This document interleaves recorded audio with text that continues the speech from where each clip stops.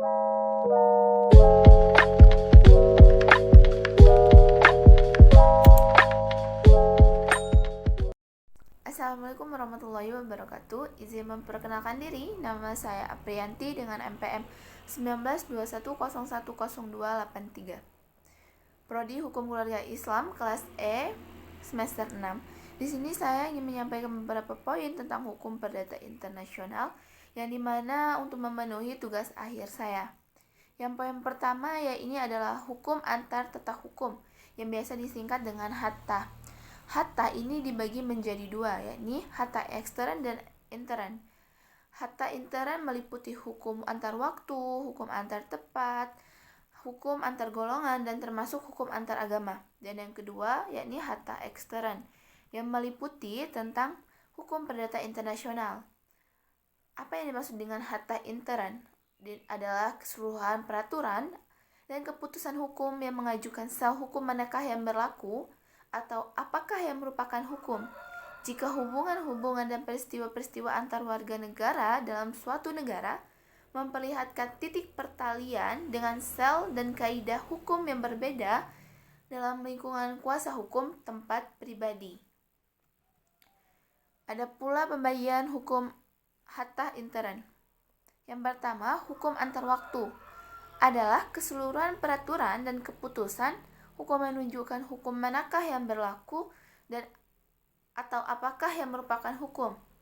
Jika hubungan dan peristiwa antar warga negara dalam suatu negara dan satu tempat memperlihatkan titik pertalian dengan sel dan kaidah hukum yang berbeda dalam lingkungan kuasa hukum dan dalam kuasa waktu.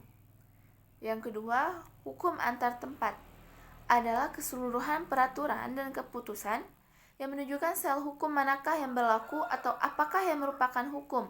Jika hubungan-hubungan dan peristiwa-peristiwa antar warga negara dalam satu negara dan satu waktu tertentu memperlihatkan titik pertalian dengan sel dan kaidah hukum yang berbeda dalam lingkungan, kuasa tempat, dan soal-soal.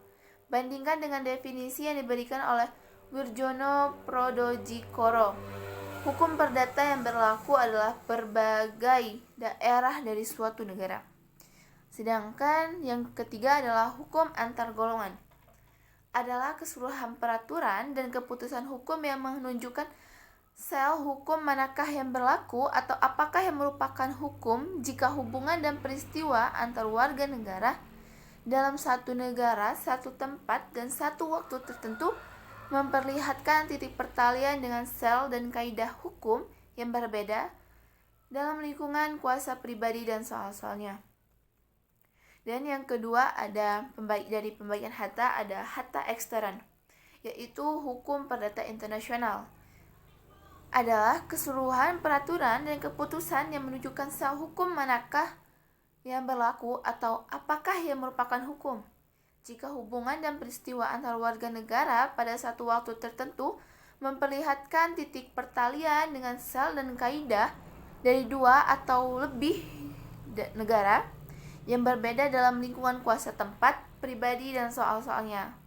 Tekanan terlihat pada adanya perbedaan dari dua atau lebih negara yang menunjukkan adanya unsur asing. Baik, sebab berikutnya adalah tentang titik-titik pertalian. Titik pertalian merupakan suatu bagian yang terpenting dari hatta. Oleh karena itu, titik pertalian inilah yang pertama memberikan petunjuk kepada kita bahwa menghadapi suatu masalah hatta, titik pertalian macam ini dinamakan titik pertalian primer. Jadi, faktor dan keadaan yang menciptakan bahwa suatu hubungan menjadi hubungan hatta itu dinamakan titik pertalian primer. Biasa disingkat TTP. Titik pertalian primer atau titik taut pembeda. Di samping itu kita mengenal titik pertalian sekunder, disingkat biasanya dengan sebutan TPS, titik taut penentu. Titik tahu yang menentukan hukum mana yang harus dilakukan. Biasanya hukum titik taut primer untuk hak adalah golongan rakyat. Titik pertalian primer di bidang hak adalah golongan rakyat yang menentukan suatu status dari pihak para subjek hukum dalam suatu hubungan tertentu. Golongan rakyat mereka menimbulkan persoalan antar golongan. Dan yang kedua adalah titik taut primer hukum untuk HPI, kewarganegaraan. Demikian pula dengan bidang HPI, sejalan dengan golongan rakyat, untuk hak ini kewarganegaraan dari berbagai pihak yang menyebabkan timbulnya suatu persoalan HPI karena seorang warga negara Indonesia melakukan jual beli dengan warga negara Jepang, terjadilah persoalan HPI. Orang Indonesia hidup sehari-hari di bawah hukum jual beli Indonesia. Orang Jepang di bawah hukum jual beli Jepang. Jika mereka mengadakan jual beli, timbullah masalah mengenai hukum mana yang harus dipakai jual beli ini, karena dua orang bersangkutan adalah warga negara dari negara berlainan. Dan yang poin ketiga adalah tentang prinsip kewarganegaraan dan prinsip domisili. Sebagian warga atau sebagian negara menganut prinsip kewarganegaraan, di mana status personil warga negara asing ditentukan oleh hukum nasionalnya masing-masing. Sebaliknya, sebagian lagi menganut prinsip domisili, yang menentukan status personil seorang ditentukan oleh hukum yang berlaku di tempat domisilinya atau teritorialnya. Prinsip nasionalitas atau kewarganegaraan banyak dianut oleh negara-negara Eropa kontinental, diantaranya Prancis, Italia, Belgia, Luxembourg, Belanda, termasuk Indonesia, Rumania, Bulgaria, Finlandia, Yunani, Hongaria, Polandia, Portugal, Spanyol, Swedia, Turki, dan beberapa negara lainnya. Dan Costa Rica, Republik Dominika, di antaranya semua negara bekas jajahan Inggris menganut sistem common law. Amerika Serikat, Malaysia, Singapura, Australia, dan sebagainya. Dan negara-negara Amerika. Prinsip domisili bertitik berat pada segi tutorial merupakan bentuk bahwa suatu hubungan yang berkaitan dengan soal-soalan perorangan, kekeluargaan, warisan, atau status personilnya ditentukan oleh domisilinya. Oleh karenanya, prinsip ini menentukan di mana warga itu yang bertempat tinggal, di mana warga itu menjadi tempat, di mana berlatar belakangnya. Makanya mereka akan menganut domisili tersebut. Oke, poin yang selanjutnya yaitu penunjukan kembali atau yang biasa disebut dengan renpoy. Secara mendasar dapat diberi artian pula bahwa sesungguhnya hukum perdata merupakan kaidah yang mengatur hubungan, hak serta kewajiban antar individu dan dalam hubungan tersebut tidak melibatkan kepentingan umum. Di dalam kehidupan legal Indonesia sendiri, hukum menurut konsepsi hukum perdata barat bersumber pada BW, di sini pun termasuk dalam sumber hukum perdata di Indonesia yang juga mencakup undang-undang, hukum adat, hukum Islam, hukum agama dan lain-lain. Hukum agama lain selain agama Islam. Jurisprudensi, perjanjian yang dibuat para pihak, para ahli, dan juga taktrat atau perjanjian internasional. Adapun melihat pengertian tersebut, maka kita dapat diberikan artian kepada hukum perdata internasional sebagai keseluruhan peraturan dan putusan hukum yang menentukan hukum mana yang berlaku dalam hal terjadinya sengketa antar dua atau lebih orang dengan kewarganegaraan yang berbeda dalam ranah hukum antar tata hukum dan hukum perdata internasional. Salah satu teori dan prinsip hukum yang dipakai dalam menyelesaikan kasus di mana terlihat ada unsur asing di dalamnya ialah renpoy. Renpoy merupakan sebuah doktrin yang digunakan untuk menghindarkan pemberlakuan kaidah hukum tertentu atau sistem hukum yang seharusnya berlaku sesuai dengan prosedur hukum perdata internasional yang biasanya kita lakukan. Pemberlakuan doktrin ini hadir oleh karena adanya kemajemukan sistem hukum di dunia, yang mana Masing-masing dalam sistem hukum tersebut memiliki prinsip hukum perdata internasional sendiri. Adanya realitas ini membawa kepada aplikasi Ranpoi yang kemudian menjadi dasar dan penting dalam penyelesaian kasus hukum perdata internasional dari dahulu hingga sekarang. Berdasarkan dari artian mendasar dalam kaitannya dengan Ranpoi, doktrin di sini dapat diartikan sebagai suatu prinsip yang berkembang di sistem hukum Eropa kontinental atau sistem civil law, walaupun teori ini juga berkembang dan menentukan tempat serta pemakaian yang unik di negara-negara yang sistem. Teori tradisional ini bekerja sebagai sebuah prinsip untuk memilih sistem hukum yang ada dan kemudian menunjukkan ke arah sistem tertentu. Yang selanjutnya adalah Subbab selanjutnya adalah kualifikasi. Dalam hukum, orang perlu membedakan dua jenis kualifikasi. Yang pertama ada kualifikasi fakta, yaitu proses kualifikasi yang dilakukan terhadap sekumpulan fakta yang dihadapi dalam sebuah peristiwa hukum untuk ditetapkan menjadi satu atau lebih peristiwa atau masalah hukum sesuai dengan sistem klasifikasi kaidah hukum yang berlaku di dalam suatu sistem hukum tertentu. Dan yang kedua adalah kualifikasi hukum, yaitu penetapan tentang penggolongan atau pembagian seluruh kaidah hukum di dalam sebuah hukum di dalam pembidangan, pengelompokan atau pengkategorian hukum tertentu. Dalam hukum Indonesia misalnya, orang mengenal kualifikasi hukum perdata di dalam hukum tentang orang, benda, perikatan, pewarisan, dan sebagainya. Oke, baik. Subbab selanjutnya adalah ketertiban umum. Ketertiban umum dalam Undang-Undang Dasar Negara Republik Indonesia atau UUD RI 1945 dimuat esensi dibentuknya negara Republik Indonesia, di antaranya ialah memajukan kesejahteraan umum. Banyak faktor yang mempengaruhi dalam upaya menuju masyarakat yang sejahtera.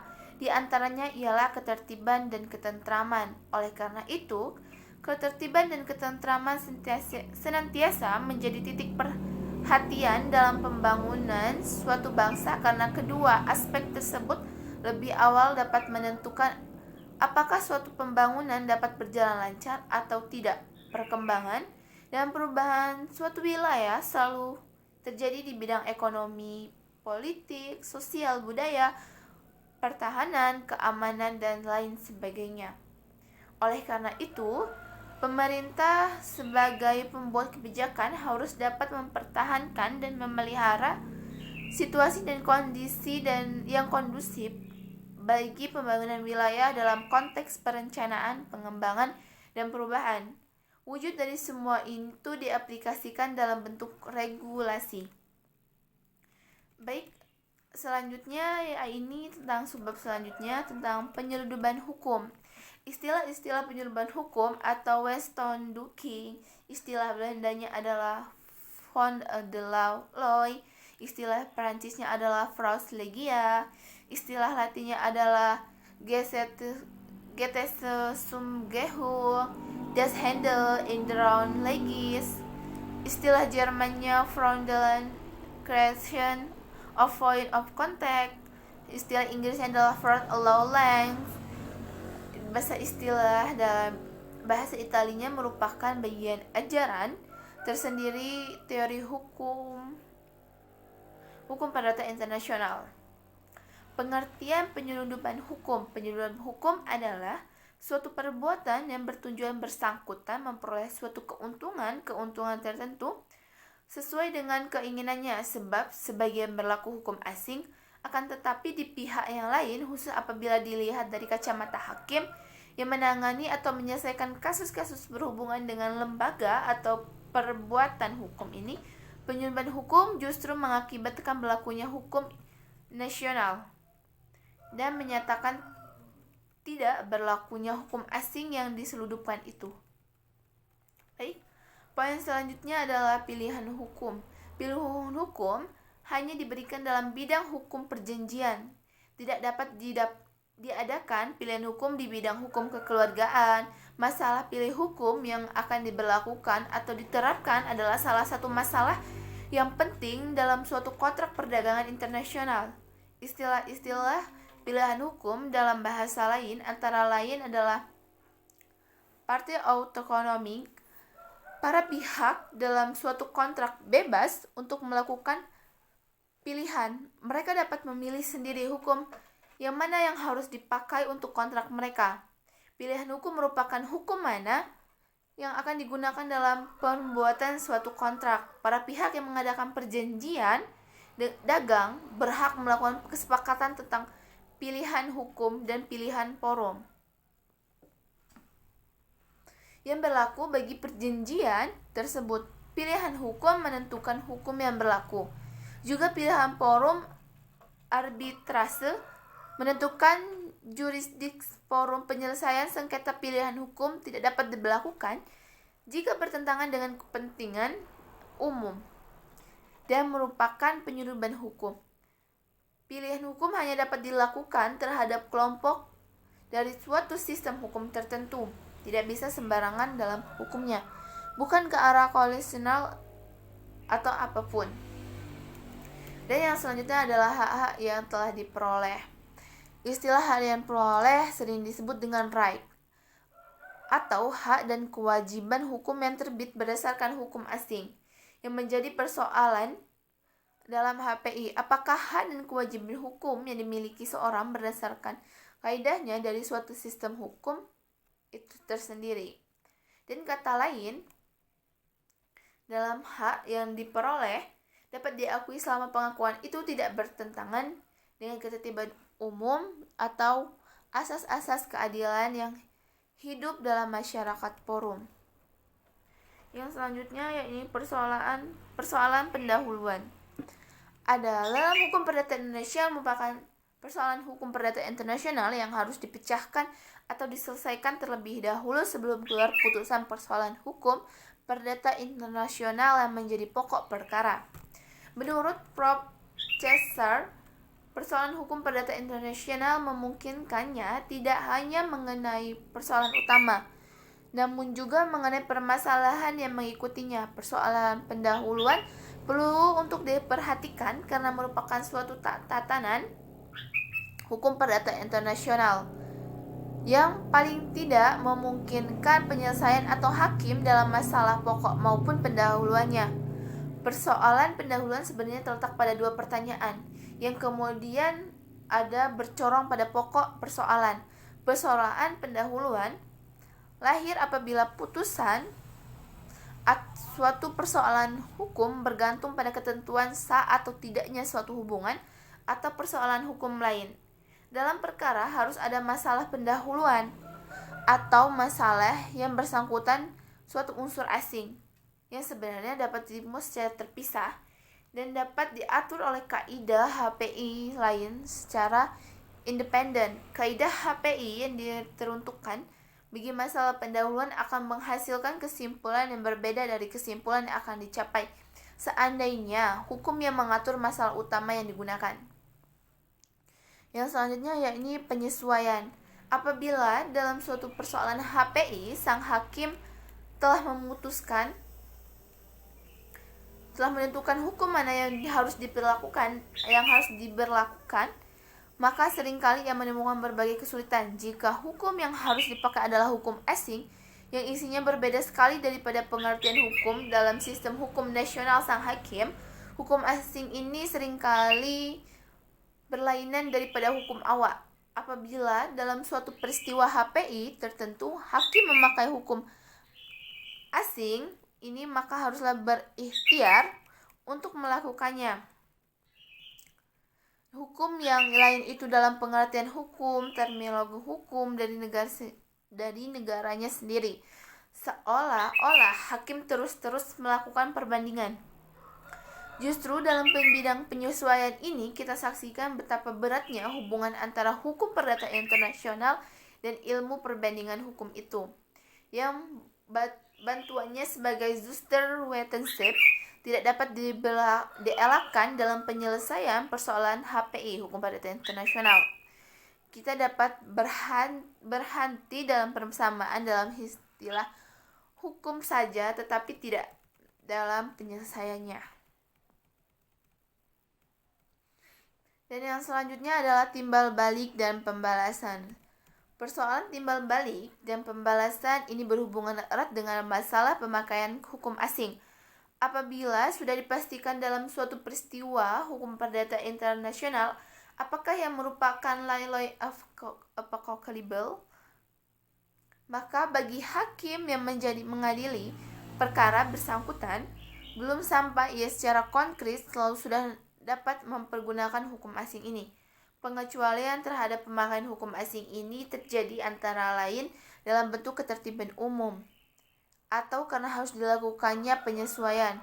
Ketika kita temukan lagi pengecualiannya berikutnya, yakni apabila dalam hal tertentu yang diharapkan hanya jarang terjadi, hukum asing ini tidak dapat dipergunakan karena tidak dipenuhi syarat timbal balik atau harus diperlakukan pembalasan, terutama dalam bidang hukum internasional publik.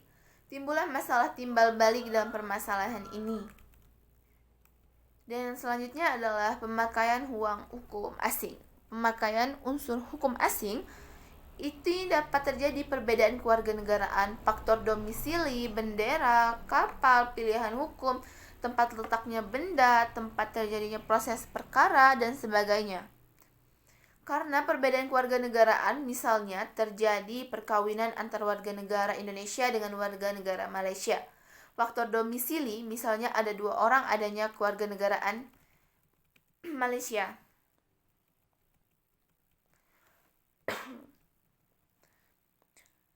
Yang berdomisili di Jakarta ingin menikah di Jakarta.